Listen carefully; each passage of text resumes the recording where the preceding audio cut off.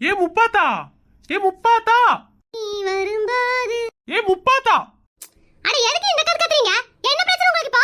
ஏடி பைத்தியக்காரி, என்னடி மொட்டை மாடியில தங்குடி துங்குடின்னு ஆடிட்டு இருக்கற? இது என்னடி பின்னாடி?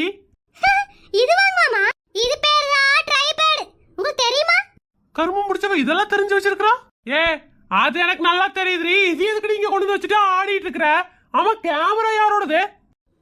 மாமா சோனி இருக்கால, அவகிட்ட இருந்து வாங்கிட்டு வந்தேன். அவ தான் இதை வச்சுட்டு சாப்பாடு செய்யறது வீடியோ எடுக்கறா, குழம்பு வைக்கிறது வீடியோ எடுக்கறா, பாத்ரூம்